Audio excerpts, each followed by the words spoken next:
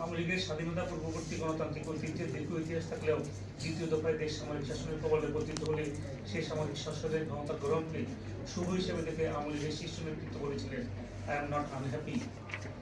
এই সামরিক শাসক প্রায় 10 বছরের শাসনামলে যুগান্তকারী কিছু প্রশাসনিক সংস্কার আনলেও সামগ্রিকভাবে দেশের নির্বাচন ব্যবস্থাকে কলুষিত করে এক কলঙ্কময় ইতিহাস রচনা করেন। তার শাসনামলে এই দেশে 1986 খ্রিস্টাব্দের তৃতীয় এবং 1988 খ্রিস্টাব্দের চতুর্থ সংসদ নির্বাচন অনুষ্ঠিত হয়। উভয় নির্বাচনের কোনটিতেই জনাকাঙ্ক্ষার প্রতিফলনে সরকার গঠিত হয়নি। তৃতীয় সংসদ নির্বাচনে তৎকালীন প্রধান দুটি বিরোধী দলের অন্যতম পিএনপি অংশগ্রহণ করেনি। সেই নির্বাচনে আওয়ামী লীগ অংশগ্রহণের কথা না থাকলেও আওয়ামী লীগের শীর্ষ নেতৃত্বের যে দল নির্বাচনে যাবে সে দল হবে জাতীয় বেঈমান এমন উক্তিকে কালিমায় আবৃত্ত করে বিএনপিকে অনেকটা বিপদে ফেলে অকস্মাৎ দলটি নির্বাচনে অবতীর্ণ হয়েছিল। এই নির্বাচনটিতে যদিও জনমতের প্রতিফলনে আওয়ামী লীগের সরকার গঠনের কথা ছিল, কিন্তু পূর্ববর্তী সম্পন্ন সামরিক শাসকের পাতানো জালে পা ফেলে আওয়ামী লীগ শোচনীয় পরাজয়ের মাধ্যমে সামরিক শাসকের দল জাতীয় পার্টির 2/3 অধিক আসনের জয়ের ক্ষেত্রে প্রস্তুতি সহযোগী হিসেবে ছিল। আওয়ামী লীগ ও বিএনপি নির্বাচন বিরোধী যৌথ আন্দোলনের পিঠে ছুরিকাঘাত করে কেন হঠাৎ আওয়ামী লীগ নির্বাচনটিতে অবতীর্ণ হয়েছিল সেটি আজও রহস্যাবৃত।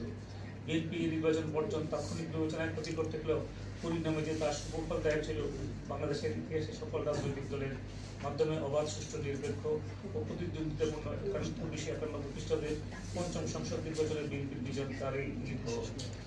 উক্ত সামরিক শাসনের শাসনামলে অনুষ্ঠিত 1988 খ্রিস্টাব্দের চতুর্থ সংসদ নির্বাচনের দেশের বড় দুটি রাজনৈতিক দল আওয়ামী লীগ ও বিএনপি অংশগ্রহণ না করলে একতরফা মাঠে পাতানো ও সাজানো নির্বাচনে অংশগ্রহণ করে জাসদ গৃহপালিত বিরোধী দলের ভূমিকায় অবতীর্ণ হয়।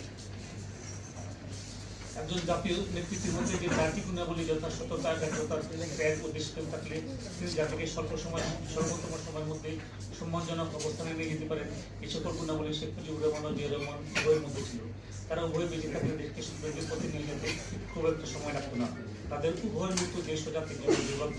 পৃথিবীর অন্যান্য দেশের কি পর্যায়ে তার নিহত হলে দেশের প্রচলিত আইনের বিচারের পাশাপাশি বেসামরিক তদন্ত কমিশন গঠন করে হত্যার পিছনের রহস্য উদ্ঘাটনের প্রয়াস নেওয়া হয়।